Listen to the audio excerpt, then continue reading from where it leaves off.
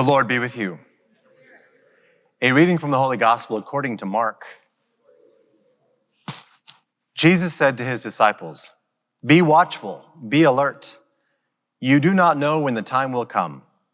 It is like a man traveling abroad. He leaves home and places his servants in charge, each with his own work, and orders the gatekeeper to be on the watch.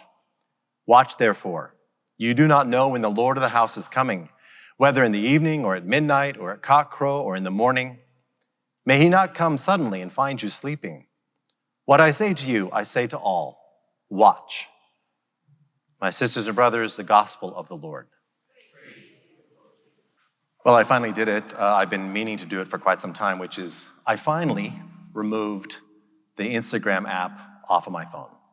I finally removed it because I had been wasting all this time, all the time, way too many Dashhound reels, way too much just time wasted on Instagram, which means now I have more time to do other stuff, which has been good because now I have a lot more time to text while I drive, which is good, right? So that opens that up because let's face it, when you're driving, you have a lot of time. It's like you're waiting in traffic and you got to do something because you can't just sit there and wait for whatever's next and traffic all the time. But I think we do that across the board is that we're always like, come on, can't we just make it happen faster? Why do we have to wait for this and wait for that and wait in line for this or wait in traffic for that? Can't we just, come on, let's go? Which is weird because we're wanting now to happen right away, but then often we fill now with a lot of other stuff. So what were we waiting for? What were we resisting? It's just weird, right? Just seems like just go to distraction, to distraction, to distraction. Because it seems like, this is the time of year where we're interested in presents, but we're certainly not interested in actually being present, to what's actually happening at any given time. And I think that's one of the difficulties that we have, but it's not just now, just this point in history. I think people have often been restless. People have been often wanting to have a lot of distractions going on.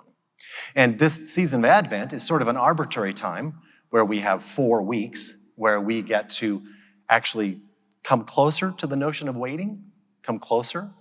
And our preaching series during this time is, we usually think about us waiting for God, as though God has a distraction problem, right? Like we're waiting for God to put down his phone. No, we're actually the ones that God is waiting for all the time. God is waiting for us. And so maybe this is a time for us to actually show up. So we'll have 4 weeks in order to do this in an arbitrary way. This weekend is, be alert. And then there's 2 weekends of John the Baptist. And then we hear the reading, the 4th Sunday of Advent, which is also Christmas Eve, just to be confusing, right? Which is going to be the Annunciation and when Mary visits her cousin, Elizabeth. So those 4 weeks in which we get to wait. And it's a little weird because we're waiting for the Christ child, to commemorate the coming of the Christ child. That's cool, waiting for Christmas. But we're also in this period of time where we are waiting for the return of Christ, the second coming, the return of Christ, the big Christ coming and, sorting the sheep and goats, which we heard just last weekend, that we're waiting for the return of Christ. And this particular reading, this very short reading that we just heard is very much about that. It's from the Gospel of Mark. And the Gospel of Mark is short, to the point, and really intent on the reality that Christ is coming back. Christ has resurrected, ascended, but he's going to come back. So all of us are living in that period of time while we're waiting. And this particular, the way this reading is set up, it's be alert. Okay, good.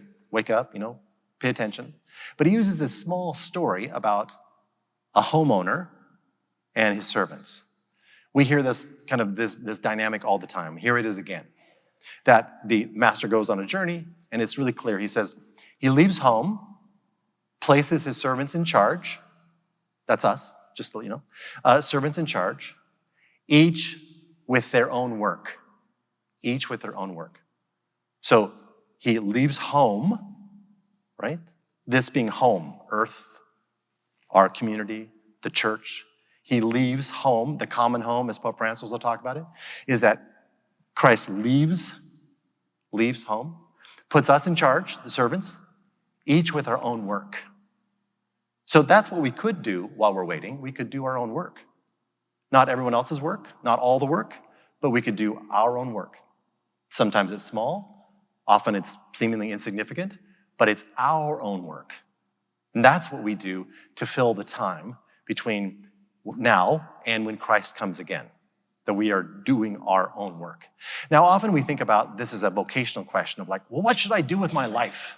You know, should I be an attorney? Should I go back to school and train as a doctor? Should I, just quit everything and just live on my savings?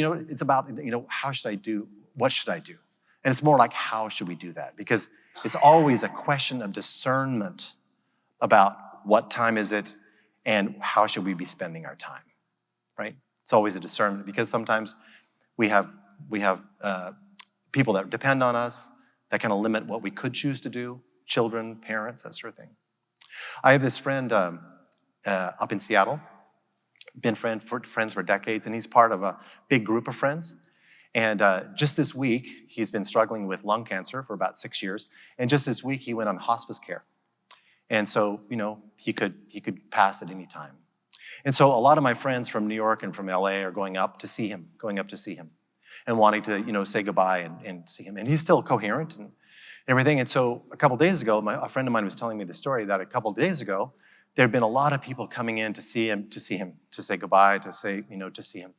And his wife said, is this too much for you? I mean, is this wearing you out? And he said, no, this is what this time is for, right? He said, this is what this time is for, which is incredible on the part of like a self-awareness of what that time is for. It's wearing him out or whatever, but this is what that time is for. And so for us, we can ask the question, here we are waiting for the second coming of Christ sometime. But what is this time for you? What is this time for? And we might think about just some categories that might be helpful for us. Sometimes it's a time of action, where we're trying to hold everything together. It's time for action, like we're really grip on this steering wheel, and it's a time of action, getting stuff done. Maybe that is what it is. That's where you are. Maybe it's a time of contemplation, where you're just called to like really notice everything that God has been pouring our direction, all the goodness, all the possibilities, right? Or maybe it's a time of receiving, a time of reception, where it's not action, it's not contemplation, but it's actually being loved. It's a time where we're actually people, you're allowing people to love us. We're allowing people to love you. You're allowing God to love you. You're just receiving, right? What's this time for you right now? So we arbitrarily have 4 weeks in order to kind of focus on this. And going forward, I just ask you to think about this, if this is helpful. Is this a time for you to hold on, right? To hold. Are you the one that you're supposed to be holding things together? To hold, right? Or is it a time for you to behold, like just creation, wow. You have 4 weeks to let it sink in. Maybe this is a time to contemplate. Or maybe this is a time to not hold or to behold, but to be held, right? This is a time where you can just think, how do you just be held by God? Be held by your friends and your family, where you're actually able to admit that you can't do everything, that you actually need to be supported.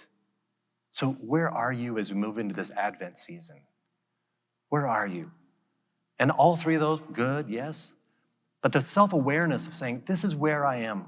This is what this time is for at this moment.